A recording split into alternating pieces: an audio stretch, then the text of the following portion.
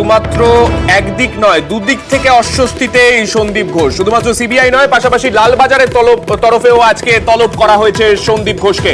আরজি করের প্রাক্তন অধ্যক্ষকে তলব করেছে লালবাজার। আমাদের সঙ্গে রয়েছেন আমাদের প্রতিনিধি অর্পিতা। অর্পিতার থেকে জানতে চাইবো, অর্পিতা, সিবিআই এর তরফে আজকে আমরা জানি তলব করা হয়েছিল, সেই মতো তিনি এখন সিজিও কমপ্লেক্সে রয়েছেন।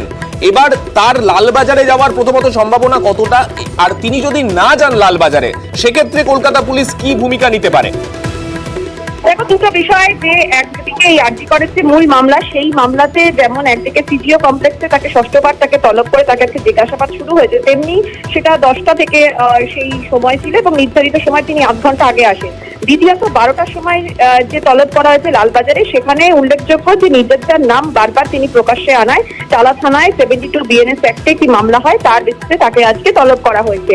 সেক্ষেত্রে তিনি আজকে না যাওয়ার সম্ভাবনাটাই সব থেকে বেশি, কারণ এটি কেন্দ্রীয় এজেন্সি যখন তাকে জিজ্ঞাসাবাদ করছে তখন সেই এজেন্সির কাছে তার বয়ান রেকর্ড করতে হবে, এবং গত কয়েকদিনের যে পরম্পরা বা যে ঘটনাক্রম, সেখানে আমরা দেখেছি কখনো কিন্তু 37 ঘন্টা, কখনো 11 ঘন্টা, কখনো 14 ঘন্টা এরকমই কিন্তু জিজ্ঞাসাবাদ চলছে। ফলে সেই জায়গা থেকে তিনি যে যেতে পারবেন না, সেটা কিন্তু কার্যত এক প্রকারের নিশ্চিত, এমনটাই কিন্তু জানা যাচ্ছে। ফলে সেই জায়গা থেকে তিনি হয়তো কোনো অফিসিয়ালি তার যে আইনজীবী যারা রয়েছেন তারা হয়তো কোনো মেল বা ফোনের মাধ্যমে লালবাজারকে জানিয়ে দেবে, এবং লালবাজারে এখন দেখার যে পরবর্তী পদক্ষেপ, যে তারা কি আবারও নোটিশ দেবেন নাকি কিছুদিন দেখার পর, অর্থাৎ কেন্দ্রীয় তদন্তকারী এজেন্সির তাদের তদন্ত শেষ হওয়ার পর তারা কোনো পদক্ষেপ নেন, সেটা কিন্তু দেখার।